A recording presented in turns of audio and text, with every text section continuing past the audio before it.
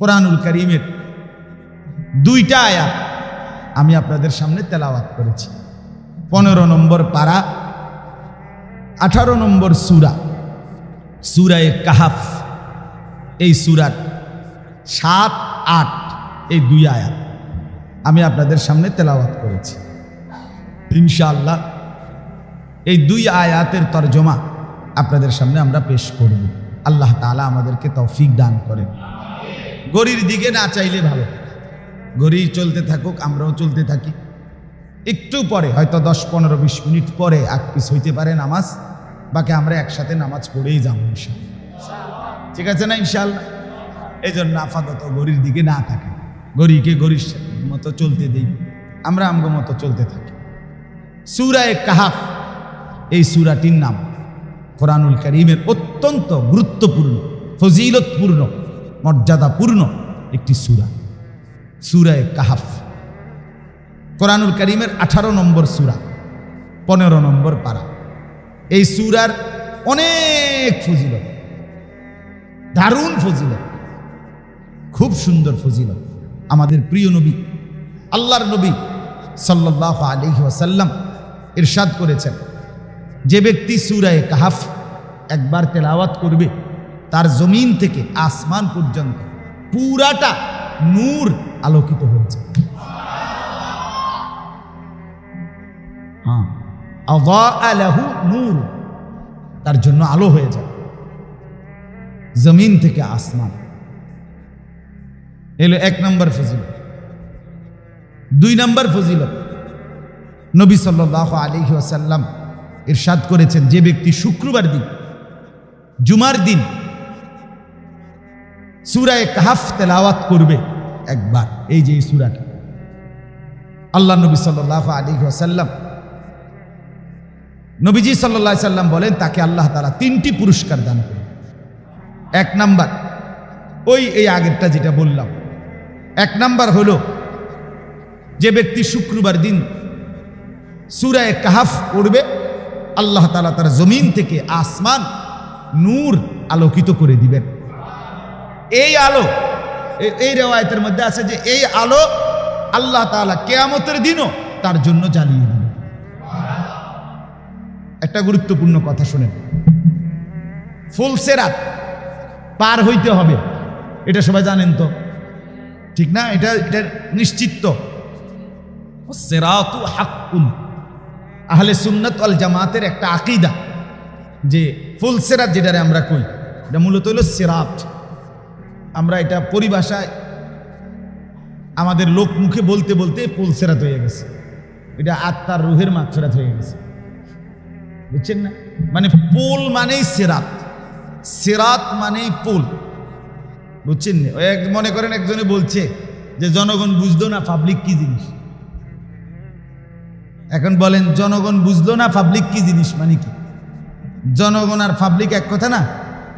এটি তুমি বুঝদা না, এটা পলিটিক্যাল রাজনীতি, এটা পলিটিক্যাল রাজনীতি। পলিটিক্যাল মানেই তো রাজনীতি, বুঝেন নাই কথাটা? তো অতএব জানাজার টাইম বলার পরে বলে যে অতএব মরহুমের জানাজায় শরীক হয়ে সকলকে আত্মার রুহের মাগফিরাত কামনা করার জন্য অনুরোধ করা হয়েছে। এই যে আত্মা যেটা, এটাই রুহ, রুহ যেটা এটাই আত্মা, এরকম হয় আর কি। এটা কোনো মানুষের একটা উচ্চারণ। তো পোল সেরাত শব্দটা মূলত একটা, হয় পোল নয় সেরাত, বুঝছেন নি কথা? কিন্তু আমরা এটা পরিভাষায় আমাদের এই উপমহাদেশে আমরা এটা বলে ফেলছে, এই জন্য এটা পোল সেরাত বলে। এখন এটা দিয়ে একটাই বুঝে, কোনো দুইটা বুঝায়, কাজে আর অসুবিধা নেই। এটা যদি এমন দুইটা হইতো এরকম হইতো, এমন না। তাইলে পোল সেরাত মানে সিরাত, এটা সত্য।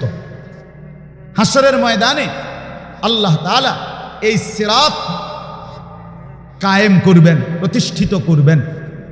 কোরআনুল কারীমের মধ্যে আছে, আল্লাহ তাআলা বলেন ওয়া ইম মিনকুম ইল্লা ওয়ারিদুহা, কোরআনের আয়াত।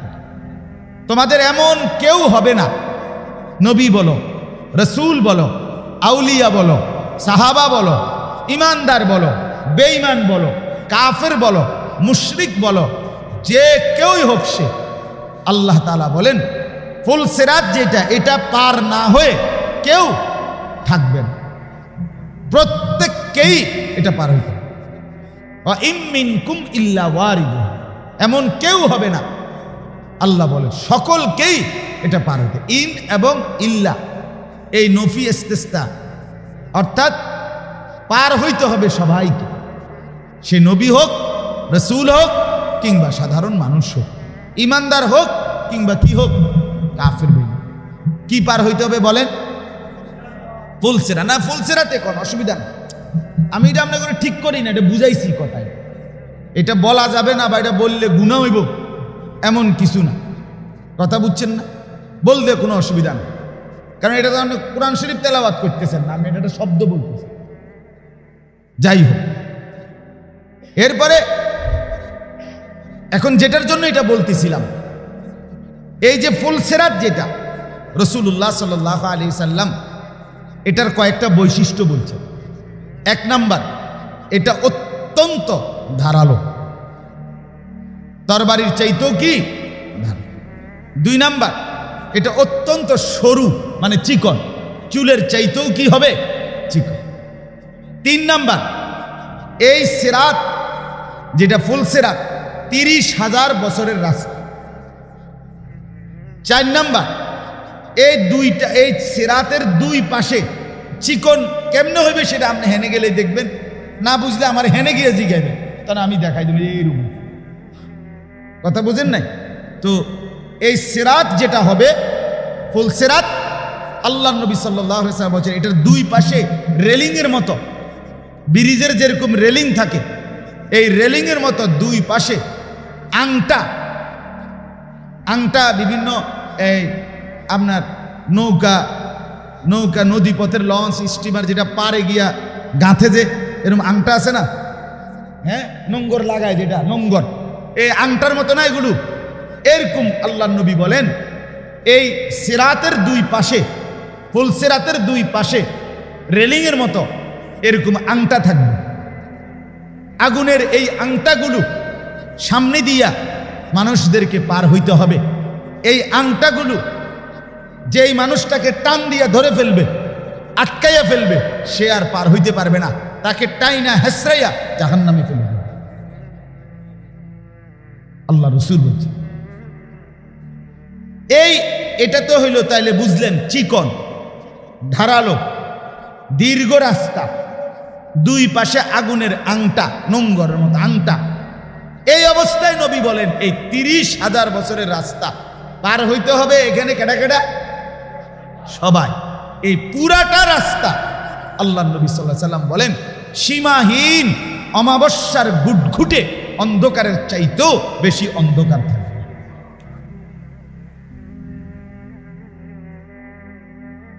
একে তো চিকন, দ্বিতীয়ত ধারালো, তৃতীয়ত আপনার লম্বা দীর্ঘ রাস্তা, চতুর্থত দুই পাশে আগুনের আংটা যেগুলো মানুষের মতো টাইনা ধরবে, এরপরে চূড়ান্ত অন্ধকার।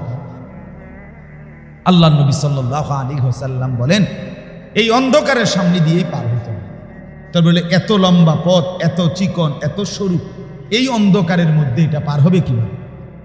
কোরআনুল কারীমের মধ্যেও আছে, আর এই হাদিসের জন্য বলছি, হাদিসের মধ্যে আছে আল্লাহ তাআলা প্রত্যেক ইমানদারের ইমান আর আমলের পাওয়ার যে দূর, ওই পাওয়ার অনুপাতে প্রত্যেক ইমানদারের সামনে এখানে আসার পর ওই ফুলে উঠবার আগে যখন কাছে আসবে, আল্লাহর কুদরতে ইমান আর আমলের পাওয়ার অনুপাতে আল্লাহ তাআলা তার জন্য নূর, আলো জ্বালিয়ে, সেই নূর আর আলো নিয়ে আল্লাহ তাআলা নিজে বলছে নূরুহুম ইয়াসআ বাইনা আইদিহিম ওয়া বিআইমানিহিম। আলোটাও এরকম যে আলো, এখানে লাইট জ্বলে, মনে করেন ওইখানে লাইটটা বন্ধ, তো এখানের কাছে থাকলে আপনি আলোকিত, কিন্তু হেনে গেলে আবার আন্ধার। বোঝেন না কথা? কেন? লাইট স্থির এই কারণে, কিন্তু লাইট এটা যদি আপনার সামনে সামনে চলে তাহলে আপনি হেমাতে আন্ধার। বুঝেন নাই কথা? তা আল্লাহ তাআলা বলে এই যে আলোটা জ্বলবে এটা তার সামনে এবং ডানে দুই দিকেই আলোটা চলতে থাকবে। নূরুহুম ইয়াসআ, ইয়াসআ মানে সাই করে চলবে, চলবে এটা বাইনা আইদিহিম ওয়া বিআইমানিহিম। তো এই নূর দুনিয়াতে যে যেদুর সঞ্চয় করবে, আখিরাতে ফুলসিরাতের সামনে আল্লাহ তাআলা সেই নূর তার জন্য ততটুকু জ্বালাবে। এক্ষেত্রে নবীজি বলছে, একটা আশ্চর্য হাদিস আছে, আল্লাহর নবী সাল্লাল্লাহু আলাইহি সাল্লাম বলেন, এশার নামাজ এবং ফজরের নামাজ, এই দুই নামাজ, এশার নামাজ পুরা অন্ধকারের নামাজ, ফজরের নামাজ আধা আলো অন্ধকারের নামাজ। আল্লাহর নবী বলেন, এই দুই নামাজ নিয়মিত যে জামাতের সাথে পড়বে, কিয়ামতের দিন ফুলসিরাতের সামনে, তার সামনে পরিপূর্ণ বিন নূরি তাম, একদম ফকফকা আলো জ্বলে। বাশশিরিল মাশশাঈন, মাশশাঈন ফি যুলাম বিন নূরি তাম ইয়াউমাল কিয়ামah, পূর্ণ আলো জ্বলবে, তার আলো ফকফকা হবে সবচেয়ে বেশি। কোন নামাজ? শুক্রবারে জুমার নামাজ, ইশার নামাজ এবং ফজরের নামাজ। ফজরের নামাজ ইমানদারের নামাজ। ফজরের নামাজ না পড়ে না যে মুনাফিক, মুনাফিক।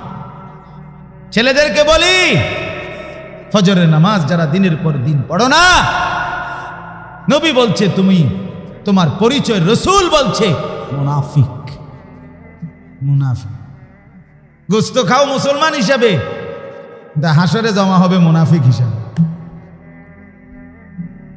কোরবানির গোস্ত খাইতে তার কোনো আলসেমি করছে না কেউ। আমি ইমানদার, আমি খাইতাম নাকি, কেরা খাইব মানে? আল্লাহ আমাদেরকে মাফ করে দেন।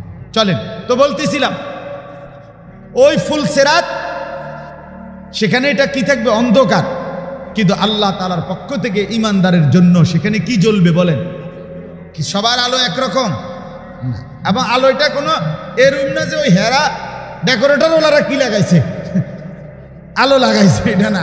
আমনের আলো আমনের কাছে, যার যার আলো তার তার কাছে, যার ইমান আমল যদ্দুর, তার আলোটাও জ্বলবে কি? এই জন্য সূরা কাহফ যে ব্যক্তি শুক্রবার দিন পড়বে, তো এটা তার জমিন থেকে আসমান পরিমাণ নূর হবে। এই আলোটা আল্লাহ তাআলা তার জন্য জমা রাখবে। ও ফুলসিরাতের সময় এই আলোটা তার কাজে লাগবে। 3 নাম্বার ফজিলত হইল, 2 নাম্বার, এটা 1 নম্বরের মধ্যে এই কথা দুইটা, মানে জমিন থেকে আসমান নূর হবে, সেই নূর আল্লাহ তাআলা তাকে কিয়ামতের দিন প্রদান করবেন, উপকার হবে। 2 নাম্বার সূরা কাহফ তেলাওয়াতের ফজিলত হইল, পরের শুক্রবার পর্যন্ত কয় দিন? 8 দিন। শুক্রবারে কয় দিন? 8 দিন। গ্রাম দেশের হিসাব আমরা মার ঘরে দেখতাম, এমনি কইতো আজীবন। রবিয়ে আষ্ট, সমে 9, মঙ্গলে 10, এমনি মারে দেখছি আজীবন। আমার আম্মা এমনি বুঝাইতো আগে, শুক্রে আষ্টে, শনিয়ে 9, রবিবারে যাবি কেন 10, মা এমনি মিলাইতো। আমার মারে বলছি, মা আমার জন্ম তারিখ কখন, মানে আমি কোন সময় জন্ম নিছি আপনার মনে আসেনি। আমার আম্মারে বলছি, আমার আম্মা কয়, সকালে তোর নানি রাত ভাঙছে, সন্ধ্যায় তুই হইছে। আমার জন্ম তারিখ। হ্যাঁ, এটাই আমার মায়ে যেটা বলছে, এটা না তুমি কই লইব। আম্মা বলছে সকালে আমি কি হইছি, আর আমার নানি রাত ভাঙছে, সন্ধ্যায় আমি কি হইছি। হইলনি আমার জন্ম তারিখ। নানিরে জিগাইলাম, নানু আমার জন্ম তারিখ। মায়ে কইছে সকালে আপনার রাত ভাঙছে, বিকালে আমি জন্ম নিছি সন্ধ্যায়। আপনার রাত ভাঙছে কোন সময়, এটা আপনার মনে আছে? আমার নানি আমারে বলতেছে, তোর বড় মামা, নানির যেদিন রাত ভাঙছে সেদিন আমার বড় মামা সরকারি চাকরি করতেন, তো তোর বড় মামা বদলি হইয়া চাঁদপুরে জয়েন করছে সেদিন। সেদিন দুপুরে, যেদিন সকালে কি ভাঙছে, নানি রাত ভাঙছে। গেলাম বড় মামার কাছে, হ্যাঁ আমি নিজে চেষ্টা করে বাড়ি করছি। পরে বড় মামারে কইলাম, মামা আপনার মনে আছে না, আপনি চাঁদপুরে আপনি যখন বদলি হইয়া গেছেন, তখন আপনি এই কোন দিন সেটা তখন মামা তো শিক্ষিত মানুষ, মামা পুরা টাইমটা বলছে 1981 সনের অক্টোবর মাসের এতটুকু বলছে বাগিনা 25 কিংবা 26 তারিখ আমি চাঁদপুরে কি করছি জয়েন করছি। এই হলো আমার জন্ম। বহুত কষ্ট করে কি করতেছে, নানি রাত ভাঙ্গন লাগছে, মামারে চাঁদপুর বদ্যি করার লাগছে, এরপরে গিয়ে কি বেরিয়েছে।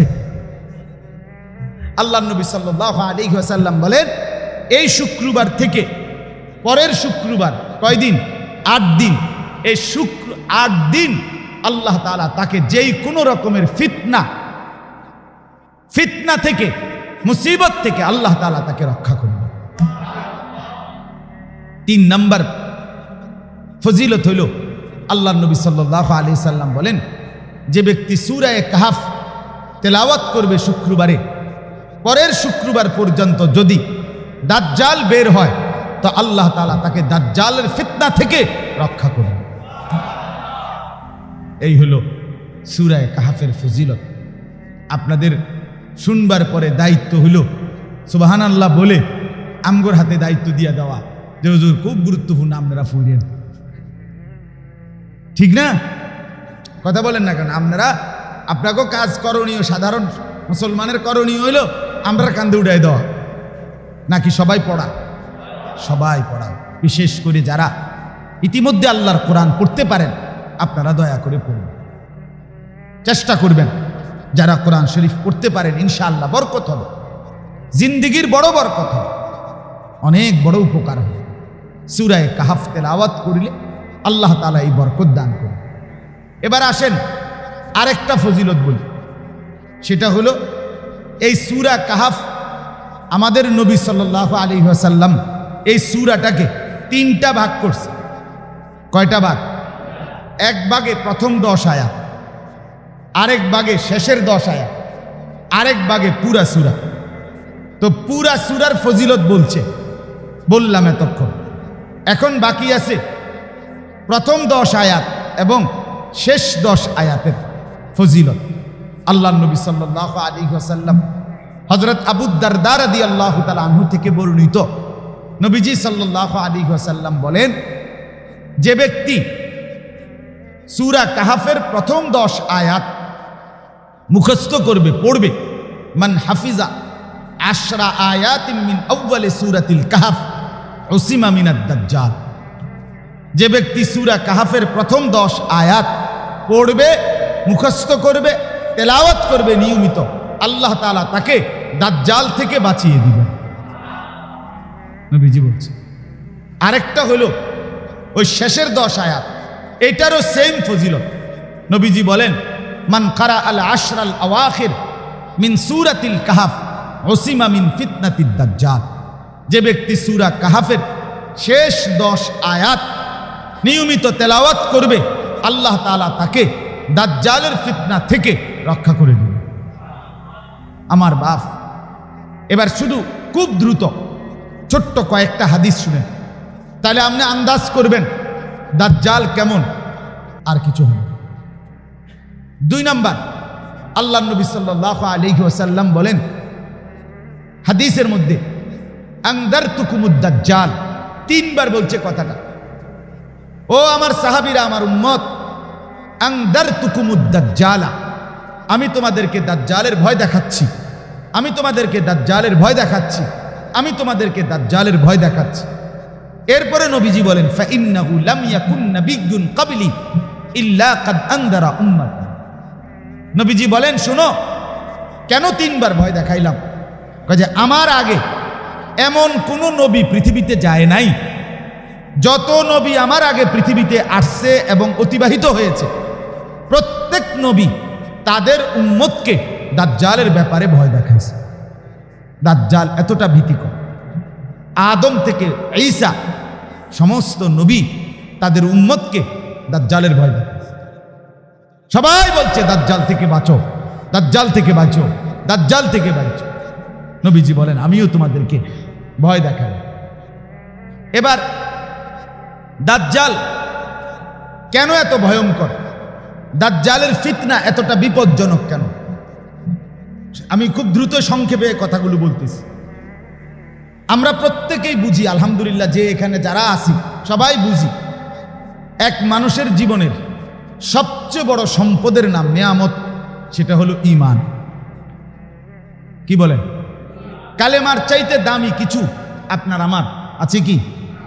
ঈমানের চাইতে দামি কিছু আপনার আমার আছে কি?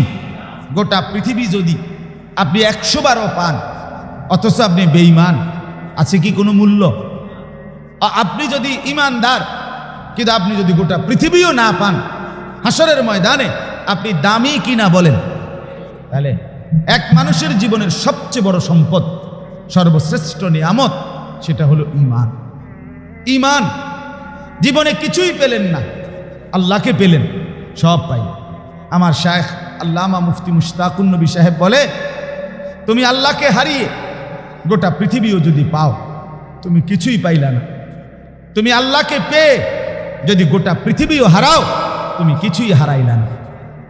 আল্লাহকে হারিয়ে সব পাওয়া পাওয়া না, আল্লাহকে পেয়ে সব হারানো হারানো না।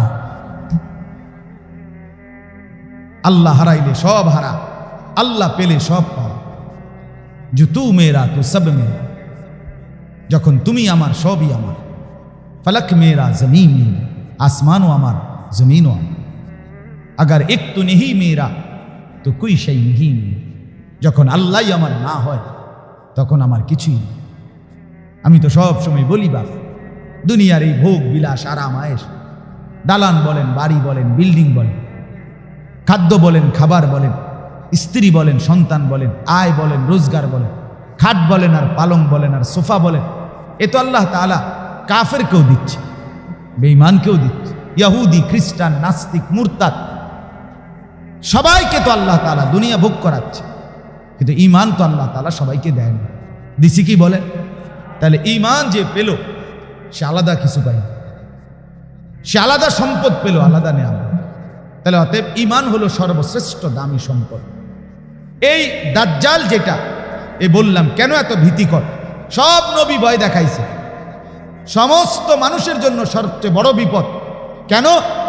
দাজ্জাল যখন নবীজি বলছে আখিরি জামানায়, ওই হাদিসটা রয়েছে এখানে, ওই যে নবীজি যে বলছে, আমি তোমাদেরকে 3 বার বলছি, ভয় দেখাইলাম, এবং কোনো নবী যায় নাই যে তোমাদের তার উম্মতকে দাজ্জালের ভয় দেখায় নাই। এরপরে আরেকটু রয়েছে, নবীজি বলেন, ফাইন্নাহু ফীকুম আইয়াতুহাল উম্মাহ, হে আমার উম্মত, সব নবী ভয় দেখাইছে, কিন্তু শুনে নাও, আমার বেলায় কিন্তু শুধু ভয় না, বরং আমার উম্মতের সামনেই নিশ্চিত দাজ্জাল আসবে। কারণ আমার উম্মতের পরে আর উম্মত নাই, এরপরেই কিয়ামত, এরপরে ইসরাফিলের ফু। কাজেই আমার উম্মতের কারো না কারো সামনে কে আসবে? দাজ্জাল। হয় আমি, নয় আমার ছেলে, নয় আমার নাতি, একজন না একজনের সামনে দাজ্জাল আসবেই আসবে। তো দাজ্জাল এতটা ভীতিকর কেন? আল্লাহর নবী সাল্লাল্লাহু আলাইহি সাল্লাম বলেন, দাজ্জাল ইন্নাহু শাবুন, দাজ্জাল একটা যুবক যে পৃথিবীতে আত্মপ্রকাশ করবে, একটা জলজ্জন্ত মানুষ এবং যুবক। নবীজি বলছে, কাতাতুন, তার চুল হবে এলোমেলো, চুল হবে বিশ্রী ধরনের, জিফালু শার, ভীতিকর চুল। কোথাও বলছে মিন ওয়ারাইহি হুবুক হুবুক, সিটি কাটা, তাক তাকওয়ালা, থাক থাকওয়ালা চুল। কোথাও বলছে জাদুর রাস, এলোমেলো কোকড়ানো বিভিন্ন মডেলের, এই যে এখনকার ছেলেরা যে চুল কাটে, এটাই চুল, দাজ্জালের চুল। আল্লাহ নবী সাল্লাল্লাহু আলাইহি সাল্লাম বলেন, একটা যুবক আত্মপ্রকাশ করবে এবং তার চুল হবে বিকৃত, আওয়ারুল আইন, কানা, চোখ একটা থাকবে না, চোখ একটা কানা, মাকতুবুন বাইনা আইনাইহি কাফের, যার 2 চোখের মাঝখানে কপালে লেখা থাকবে কাফের। ইয়াকরাউহু কুল্লু মুমিন, যেই কোনো ঈমানদার মুমিন, যে মুত্তাকি, সে নিশ্চিত ওই লেখাটা স্পষ্ট পড়তে পারবে। তো এরকম এই দাজ্জাল বের হয়ে 40 দিন পৃথিবীতে থাকবে। এই 40 দিনে সারা পৃথিবী, মক্কা এবং মদিনা ব্যতীত বাকি পৃথিবী সে ভ্রমণ করবে। কোটি কোটি কোটি কোটি কোটি কোটি মুসলমান ইমানদারের কে একসাথে সে 40 দিনের মধ্যেই ওই লোকটাকে, এই দাজ্জালকে খোদা স্বীকার করাইয়া বেঈমান বানায়। তার মানে কি বোঝা গেল? দাজ্জাল কেন ভয়ঙ্কর? অন্য যে কেউ বিপদে ফেলাইয়া হয়তো বাতের টান খাইতে পারে, অথবা অসুখ বিসুখ একটা কিছু হইল, এটা একটা মুসিবত। কিন্তু দাজ্জাল আসবে কোটি কোটি মুসলমানের ঈমান নষ্ট করার জন্য, বেঈমান বানাইবার জন্য। তাহলে কোনো মানুষ যখন ঈমান হারা হয় তার আর থাকে। এই জন্য নবী বলছেন দাজ্জালই হচ্ছে সবচেয়ে ভয়ঙ্কর বিপদ। কারণ দাজ্জাল ঈমান নিয়ে যাবে। কে নিয়ে যাবে বলেন? রাসূলুল্লাহ সাল্লাল্লাহু আলাইহি ওয়াসাল্লাম বলছেন কিভাবে ঈমান নিবে এই যুবক? সে 40 দিনে মানুষকে বেঈমান বানাবে কিভাবে? দুইভাবে। কয়ভাবে বলেন? এক নাম্বার, সে কিছু অলৌকিক শক্তি দেখাবে আল্লাহরই কুদরতে। সে বললে বৃষ্টি নামবে সবার সামনে। সে বলবে এই এদ্দুর খেতে বৃষ্টি হও, বৃষ্টি হবে। সে বললে বৃষ্টি বন্ধ হবে। সে বলবে এই খেতে বৃষ্টি না হোক, হবে না। দাজ্জাল বললে, একবারে এগুলো হাদিস সবগুলো, দাজ্জাল বললে চোখের সামনে মাটির নিচ থেকে স্বর্ণ রৌপ্য বের করে দেখাবে, হাতে দিবে। দাজ্জাল যেই কোনো ব্যক্তির মৃত গরু ছাগল যেগুলো সে জবাই করছিল বা মরে গেছিল, এগুলোরে খাড় করাইয়া জীবিত করাইয়া তাকে দেখাবে, এই যে ধরো তোমার গরু, এটা তোমার ছাগল। দাজ্জাল কোনো ব্যক্তিকে বলবে তোর বাবা মার কবর কোথায়? বলবে এই যে। কত আও, তো বাবা মার কবরের সামনে আসবে। আসার পরে ওই দাজ্জাল ডাক দিবে তার বাপ মা দোনোজন কবর থেকে দাঁড়াইয়া। সে বলবে, এই বাপ মা বলবে ফুতেরে, ফুত এটাই তোর খোদা, এর মাইনা